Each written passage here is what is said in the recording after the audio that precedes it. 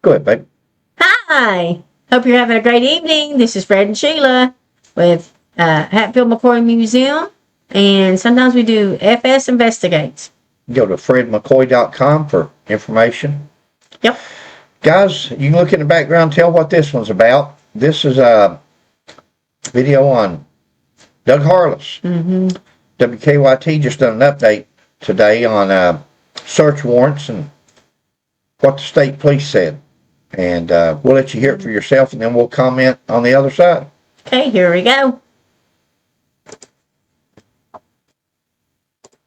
Police say 63-year-old Douglas Harless was shot and killed by a London police officer at his home on December 23rd. Police say they were attempting to serve a search warrant at the time. From court records, we know that warrant was tied to an investigation into stolen lawn equipment belonging to the Laurel County Judge Executive. Well, questions have been raised as to whether police were at the wrong home when Harless was killed. Throughout our extensive coverage of this case, we have repeatedly said that we are working to get a copy of that search warrant the police were serving. To explain why we believe that warrant would help solve some of the questions surrounding this case, WKYT Samantha Valentino is sitting down tonight with an attorney to learn more about what goes into obtaining and serving a search warrant.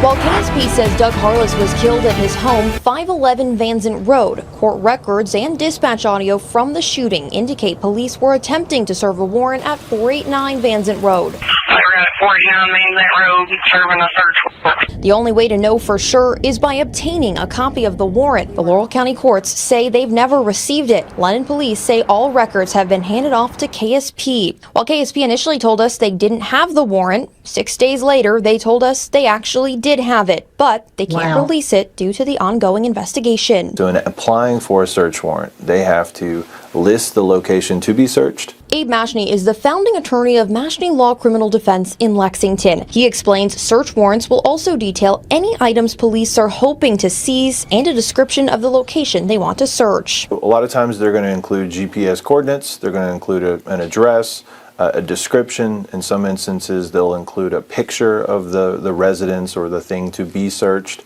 And so just to provide as much detail as possible so that issues of searching the wrong place don't occur.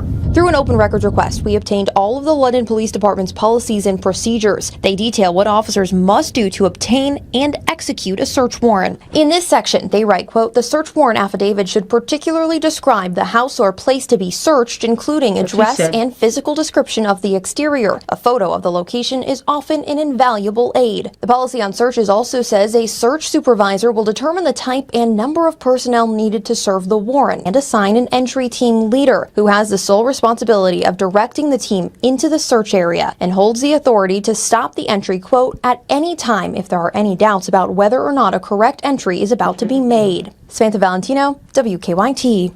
You can read the London Police Department's full policy titled Search and Seizure in this story inside the WKYT News app. There you'll also find an affidavit of Commonwealth's attorney Jackie Steele on why KSP isn't releasing the search warrant, along with our full coverage of this deadly shooting. Wow. Did they say in there that they asked the state police for the warrant and the state police said they didn't have it? And then 6 days later, they said that they did. Right. But they couldn't give it to them, that it's part of the case. Right. But in the beginning, they said they didn't even have it. Yeah. That's a law enforcement agency.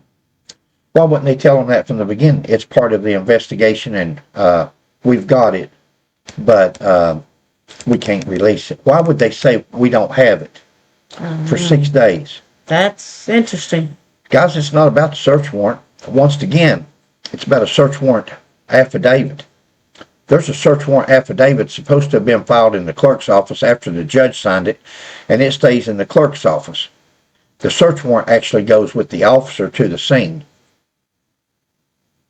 Affidavit stays in the office. Affidavit has basically the same information on it that the search warrant does. It's got the particulars of the residence to be searched, the description.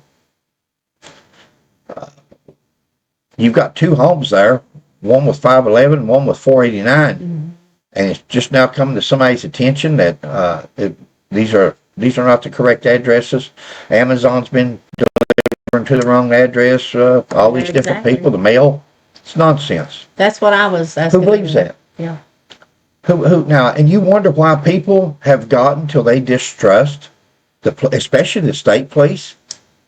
The state police tells a reputable news company, WKYT, that they don't have the search warrant. 6 days later, they say, "Well, we got it," but that's a lie.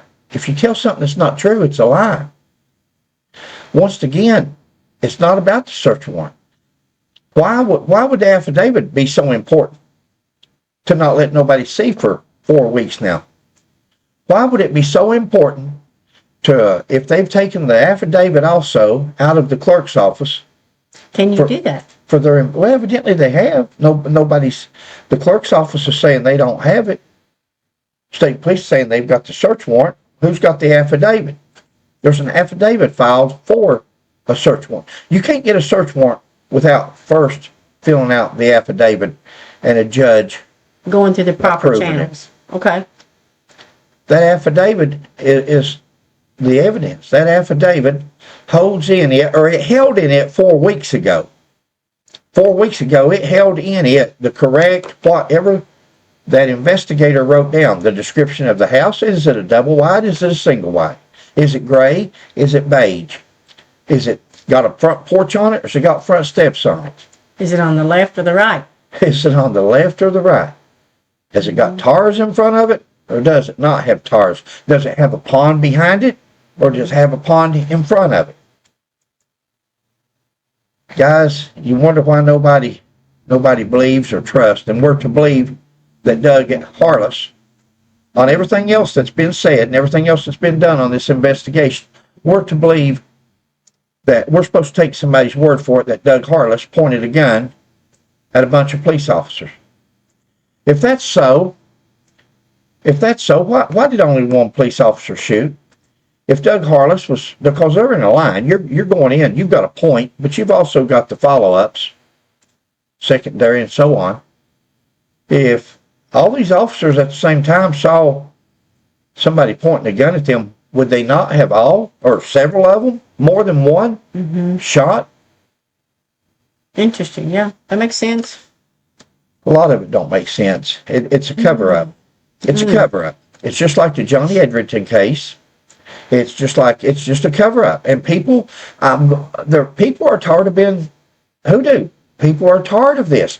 We're tired of state police commissioners, public relations officers, standing up, telling the news media something, and then expecting everybody around to believe it and taking it as the gospel. And people now are starting to call people out on it. And then people act like they get aggravated. Oh, we can't believe they don't trust us. Oh, we can't. Why can't you believe that? It's been 4 weeks. Nobody has seen that search warrant affidavit. Forget about the search warrant. The search warrant, all the search warrant is going to tell us is where their lawn material, garden material was retrieved. A weed eater. Did they get a weed eater from that house on that search warrant or not? Who cares? Who cares at this point? That man's dead. Yeah. Let's see what the affidavit says where those people were supposed to be. Let's see what the affidavit said 4 weeks ago. Not January the 18th or 19th or 20th. 4 weeks ago. Why was it so important to take that affidavit from the courthouse? I'll tell you what happens in life. I'll tell you what happens a lot of times. And I hope these officers are listening. All it takes is one. All it takes in a cover-up is for one officer to stand up that was there, that knows what's going on. It's called being a whistleblower. It's called being a whistleblower. It may be a whistleblower, but it's character. It's honor. It ain't waiting 36 years to report something in a book. This is what you do now. This is where you stand up and say, hey, guys, we're disappointed. We're not from London.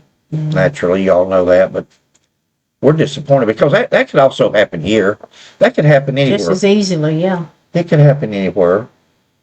And the state police is everywhere. They're statewide, but they have lost all credibility. They've turned into some kind of an organization that's us against them against us. It's, and Actions speak louder than words. So they the proof's in the pudding, or it was. The proof was in the pudding, which was in the search warrant affidavit. The address would have been in the search warrant affidavit. The description of either that house or the single wide trailer down below it, 489. One of those descriptions was on that search warrant.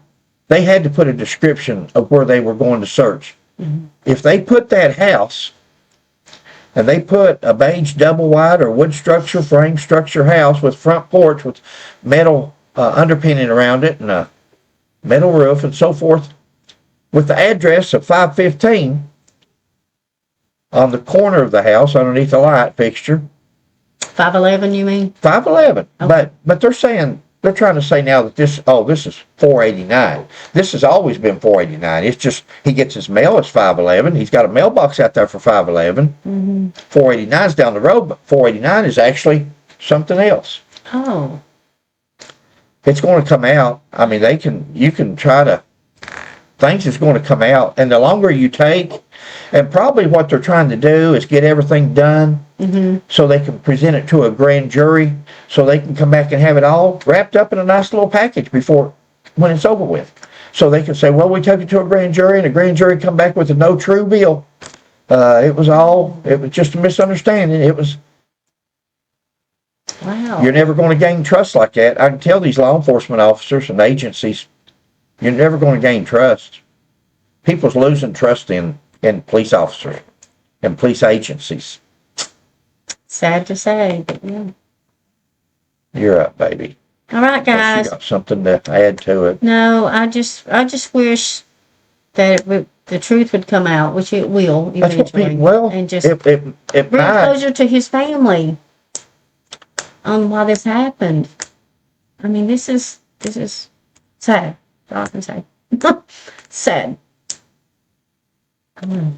Yeah. Well, thanks for watching, guys. We hope you have a great evening. Stay warm.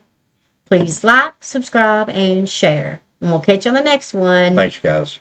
God bless.